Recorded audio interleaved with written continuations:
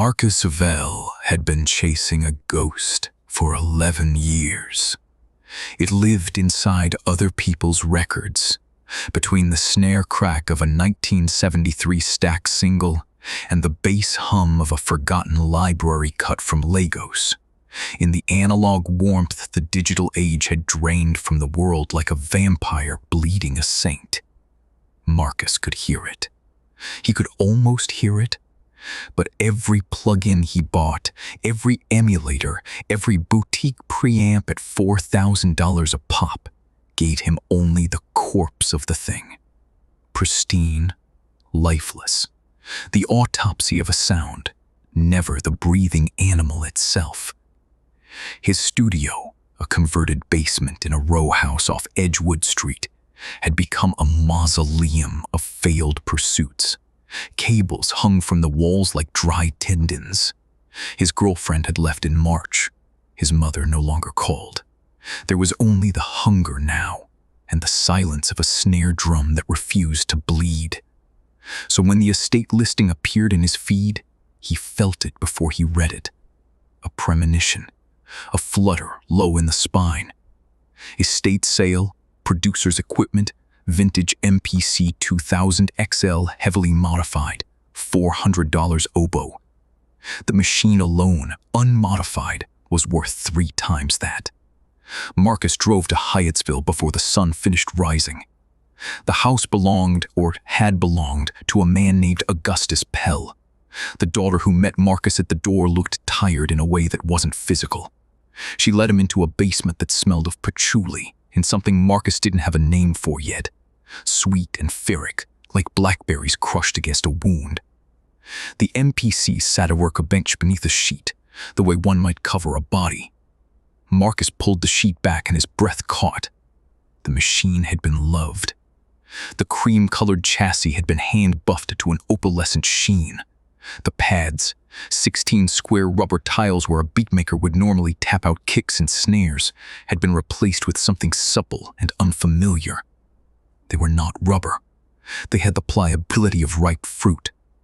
When Marcus pressed one with his thumb, it dimpled and slowly recovered, the way skin does. My father called it the choir, the daughter said. She was not looking at the machine. He wouldn't let anyone else touch it at the end. What did he do for a living? He composed, a pause, or he transcribed. He said there was a difference. Marcus paid in cash. He carried the choir to his car wrapped in the sheet, and he did not look at it during the drive home, though he could feel its weight in the passenger seat. The first night he played, he fed it vinyl as he had always fed his machines. A Lonnie Liston Smith cut from 75, the bass throbbing like a slow circulatory system. He chopped a kick. He chopped a snare. He laid them across the pads in the old way, and the choir purred to life beneath his fingers. The beat that came out of his monitors was not good. It was correct. This kick drum had anatomy. It thumped against the wall of his chest the way his own heart did. It had weight and water and meat. He pulled off his headphones and laughed, actually laughed, a sound he had not made in months, and looked down at the little LCD screen. The waveform there was not a waveform. He leaned closer. The display, normally a tidy oscillation of peaks and troughs, showed instead a horizon of jagged shapes, evenly spaced, narrowing to points, like the upper jaw of something that had been smiling for a very long time. Marcus blinked. The display, when he looked again, was normal. He laughed again, more quietly this time, and saved the project. By the second week, the choir began to refuse him. He tried to import a digital sample, a hi-hat from his hard drive, and the machine sat dumb beneath his hands. The pads were cold. The LCD displayed a single line of text he had never seen in any MPC manual. Not yet living. He restarted. He fed it vinyl instead, and the choir warmed. It was only an interface error, he told himself. He would learn its language. By the third week, the vinyl was not enough either. He would lay a needle on a record, and the choir would sample. And the sound that emerged from the pads was thin, flat, as if the spirit had been pressed out of it in the cutting. He understood then what Augustus Pell had meant about transcription. I saved. But the third week, the choir began to refuse him. He tried to import a digital sample, a hi-hat from his hard drive, and the machine sat dumb beneath his hands. The pads were cold. The LCD displayed a single line of text he had never seen in any MPC manual. Not yet living. He restarted. He fitted vinyl instead, and the choir warmed. It was only an interface error, he told himself. He would learn its language. By the third week, the vinyl was not enough either. He would lay a needle on a record, and the choir would sample. And the sound that emerged from the pads was thin, flat, as if the spirit had been pressed out of it in the cutting. He understood then what Augustus Pell had meant about transcription. The choir did not want copies of sound. The choir wanted sound itself, fresh, drawn from the world the way a midwife draws breath from a newborn. It wanted the bow against the string, the stick against the skin, the throat opening in the moment of song. It wanted the air still trembling. So Marcus brought it air. He set up a condenser microphone in front of the machine. He clapped his hands. He stomped on the concrete floor. He hummed against the diaphragm and watched the choir devour the sounds. Watched the pads grow soft and faintly warm against his fingertips. Watched the LCD pulse with what he could only describe as contentment. The beats he made that month were the best of his life. He posted one, anonymously, to a forum he had haunted for a decade. Within 48 hours, it had been downloaded 11,000 times. "What plug-in chain are you running?" a stranger wrote. "This sounds like God breathing." Marcus did not answer. He had begun to understand that the question was the wrong one. The dream started in the fourth week. He dreamed of Augustus Pell, a man he had never seen, sitting at the choir with his shirt off. Augustus's hands were wrapped in gauze. His chest was a topography of small, healed scars, dozens of them, arranged in patterns that almost made musical sense. In the dream, Augustus turned and looked at Marcus, and his eyes were full of a terrible, ecstatic peace. "Listen," Augustus said. "Listen to what it asks for."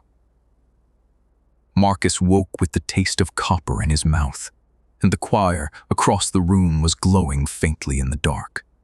He got out of bed. He went to it. He laid his hand on the pads, and they were warm now, warm as a sleeping animal, and he understood without being told what the choir wanted next. A snare drum is the crack of a hand against a stretched membrane. It is, at its root, a wound being opened. The kick drum is deeper. The kick drum is the body's own crate drum, the heart in its cage, the foot against the earth. To get a true kick, a kick that lived, one had to find the place in oneself where the body became percussion. Marcus thought about this for a long time. Then he went to the kitchen and took down the cast iron skillet from above the stove.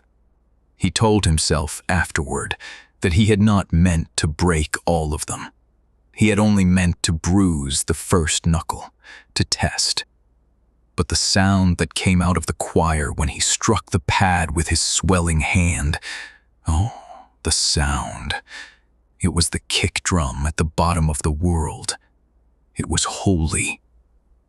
He struck again. The pad drank. He struck again, and the second knuckle gave with a sound like a green twig, and the choir sighed. The LCD bloomed into pale, contented patterns. The pad beneath his ruined hand had grown plump and pink, glistening faintly, as if perspiring. By dawn, 4 fingers on his left hand were broken in 7 places, and Marcusville had a kick drum that would make grown men weep. He bandaged his hand with electrical tape and gauze. He did not go to the hospital. The pain, he discovered, was part of the sound. The beat he finished that night was the most beautiful thing he had ever made. The choir wanted more, of course. The choir was patient, but the choir was hungry. For the snare, he needed a higher sound. A crack. He thought about it for 2 days, his bandaged hand throbbing in time with the studio clock. Then he went to the bathroom mirror and with his good hand gripped a tooth. The second molar, lower left, the one that had ached when he was 19, and he twisted. The sound the choir made when he laid the molar against the condenser and struck it with a tuning fork was the sharpest snare in the history of recorded music. It cut through his monitors like a blade through silk. It was perfect. He pulled 3 more teeth that week. He stopped eating solid food. His mouth tasted, always now, of blackberries and iron. For the hi-hat, he cut a small notch in the cartilage of his left ear with a kitchen knife and recorded the brief, bright sound of the blade parting flesh. It was a shove. It was a kiss. The choir purred. For the bass, oh, the bass. The bass required more. The neighbors heard nothing. The choir, by now, sang only into headphones, only into Marcus's skull, where the music had become the only weather. He stopped answering his phone. He stopped opening the blinds. The studio, once a place of cables and gear, had become something else. A kind of garden, or a kind of altar. With brown petals dried on the floor and small ivory pieces lined up neatly on the mixing console. In the mirror above the bathroom sink, when he passed it in the dim light, Marcus saw a man who looked like Augustus Pell. He understood, finally, that there had been no estate sale. There had only ever been a succession. A passing of the instrument, hand to hand, down a long, quiet line of men who had heard what the world really sounded like and could no longer bear silence. He understood that the daughter had not been Augustus's daughter. She had only been waiting. On the 62nd night, Marcusville finished his masterwork. It was 11 minutes long. It had a kick drum that was the sound of his own breaking. It had a snare that was his teeth. It had a bass line that was, well, it was what the bass line had to be. He uploaded the track to the same forum he had haunted for 11 years. He gave it no title and no name. He pressed post with the 2 fingers he had left. Then he sat back in his chair, very tired now, very calm, and he listened to it play through his monitors one more time. The choir across the room was glowing. The pads were soft. The pads were waiting. Marcus looked down at the LCD screen, and this time he did not look away. The waveform was a row of jagged teeth, evenly spaced, narrowing to points, and as he watched, the teeth parted gently, the way a mouth parts for a kiss, or for a communion wafer, or for a name spoken in love. He leaned forward, into the warm light of the little screen. He had one good ear left, and the choir had begun at last to sing. The track sat on the form for 6 days before it was taken down. 11,000 people downloaded it in that time. Some of them are still listening. Some of them have begun, recently, to bruise.